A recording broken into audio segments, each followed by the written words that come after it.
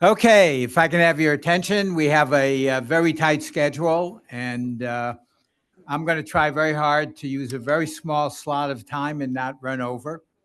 And as you all know, it's a rule in the United States when you're giving a talk. The first thing you start out with is a joke to warm up the audience. We don't have time for a real joke, so to cast aspersion on my discipline as an economist, let us just assume I told a joke.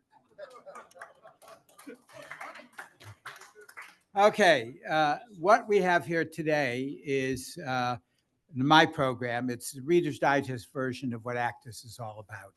And the whole point of this presentation is just to refresh everybody's memory about why we started the ACTUS project, what we do, what we're doing with it, and how we see a future for it. And the key to the contract, key to the ACTUS project and the ACTUS standard is the centrality of financial contracts. You know, if you look at the financial world, the granular balance sheet of a financial institution is always the same, irrespective of what kind of institution it is. It has assets, it has liabilities, and they're all expressed in terms of financial contracts. And what is unique about these financial contracts is they represent basically promised cash flows. For example, a car loan, you as a borrower get some money today and you agree to pay it back on a certain schedule. We have problems with financial data in particular because of problems with the way financial institutions are organized and how they manage their data. We have problems in the regulatory world with respect to data, and we have problems in the DeFi world. And the amazing thing about the ACTUS standard is it represents a solution with universal applicability, whether it be legacy financial institutions, financial regulation, or the promise of the DeFi world. And what is it that makes financial contracts so central? It's quite simple. Everything, as I said, in the financial world revolves around financial contracts. You issue financial contracts as you initiate some new business. You manage the contracts over their life cycle. You trade them, you securitize them, you buy them, you sell them, and you engage in financial analytics in order to understand the condition of your business. Anyway, so what is it that makes individual contracts so unique? And it's they start out with one thing that is absolutely certain. Amazingly, when we think about the financial world, we think about risk, uncertainty, all sorts of things that go wrong. We've heard all sorts of interesting challenges in the financial world. But there is one thing that is not touched by any of those risks. And that is the clearly understood financial obligations associated with a financial contract. If you sign the contract, you agree to accept something or pay something. And the contract defines the amounts and the timing and who's going to pay who, what, and when. And so, there we go. Why we have a problem. Oops. Can you bring it, Dylan? Can you bring it back up? I think I hit the wrong button. Thank you. In banks, we have all sorts of problems associated with the historical way in which large banks have grown. The fact that when you have systems that are working, there's a reluctance to tamper with them. We still have systems in financial institutions today that were programmed in COBOL. The programming languages have been lost. The programs themselves have been lost. The machines are running in assembly language and nobody wants to touch them or mess with them. You have banks created out of mergers that have all sorts of legacy systems from all the different banks that made up the merger, all using different ways of representing what they have on their balance sheet. And the costs associated with this, of course, higher operating costs, lower quality analytics, and poorly understood trades. So we have also in the regulatory world, the regulators do not have access to the information that really enables them to do forward-looking analytics. I mean, think about it. When a bank collapses, the Fed under Vice Chairman Barr can come up with a report about Silicon Valley Bank. and they can do an autopsy, and they can tell you why Silicon Valley Bank died after the fact and impose the cost on the taxpayers. But a regulator should be able to do more than that. A regulator should be alert to what will happen to the institutions they regulate when the state of the world changes. And that's part of the key of what we're trying to do with ACTUS. So this is what a financial contract looks like today. Written in natural language, it says, I'm going to loan you some money, you're going to pay it back. This is the interest rate. These are the terms. Think about it. Remember, we said a contract at its core is payment obligations. And then around the payment obligations are all sorts of legal provisions that relate to what happens if you don't stick to your obligations.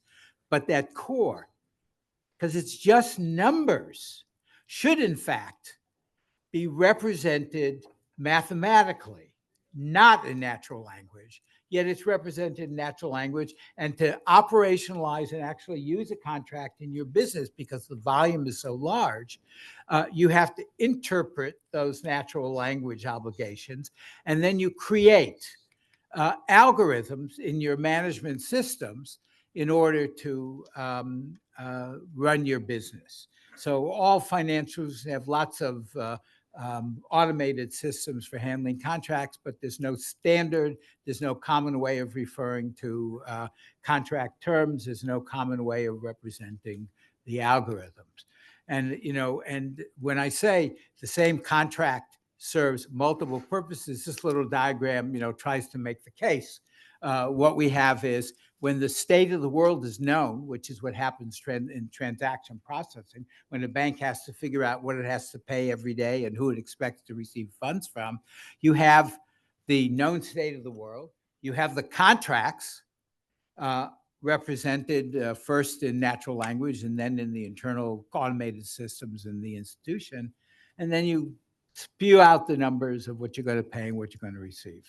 The difference between operating in the known world for transaction processing and doing forward-looking analytics is you start out by modeling risk. And I have to tell you, there is no standard way of modeling risk. When we were working on the OFR legislation, one of the senators deeply committed to it said, gee, shouldn't we also standardize models? And I try to be diplomatic, and I said, well, we could. But I'm quite sure that if we do that, the next crisis is going to be caused by model risk. And so there we have it. You model risk, the impact of the risk factors on the existing balance sheet of the institution leads to what in effect are state contingent cash flows or expected cash flows, where the risk factors reduce what you're going to receive from what in fact is promised. And, you know, managing risk is what finance is all about. And so the ACTUS standard tries to address this issue by having a core that consists of several elements. One is a data dictionary that clearly defines in a consistent way all the relevant financial terms of contracts that are needed to generate cash flow. Secondly, the technical specifications of a set of algorithms that represent the natural language obligations of financial contracts, and a reference implementation so people can in fact easily take our reference implementation and now a containerized version off of our GitHub so that you in fact can play around with ACTUS and see what the value of it is. And so oh,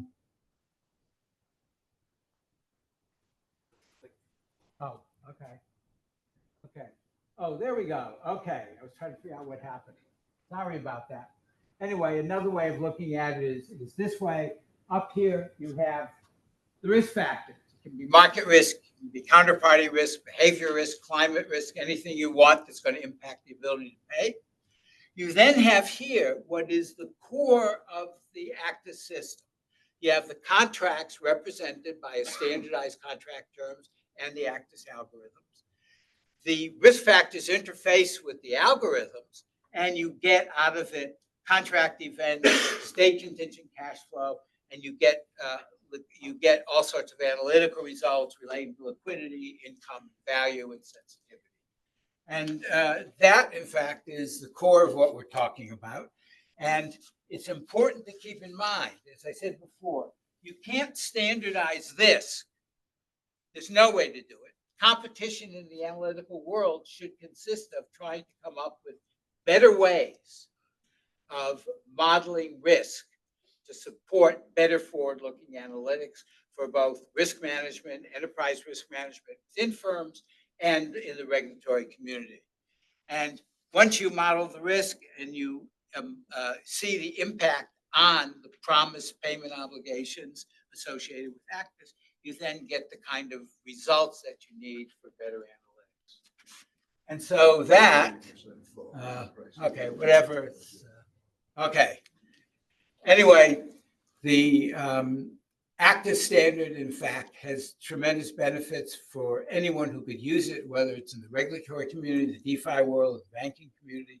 A bank can use it in a write once, read many times system for transaction processing, risk management, asset liability management, forward-looking strategic business planning, pre-trade analysis, creating and recording accounts, lower cost regulatory reporting, and less intrusive regulatory impositions.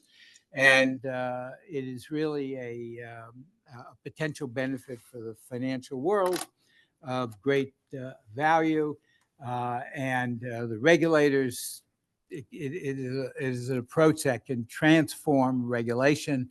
What you do is you collect, instead of all these aggregated limited value reports that regulators collect, many of them based upon accounting, you collect granular transaction and position data in a standard like ACTUS. You create, in effect, digital twins of the balance sheet of the banks that are regulated, and then you model risk, which of course is outside the boundaries of what ACTUS itself consists of. And you look at the forward-looking risks associated with your institution. And so it's a win for regulators, it's a win for banks, it's a win for DeFi, and we really believe that the ACTUS represents a tremendous public good. We started out from the very beginning to make it a public good. For that reason, it was created as an open source standard. Secondly, it was created as a standard that would be royalty free. And as my final comment, I have to say, when we started this project, it never occurred to me that giving away something of such great value for free would be so difficult.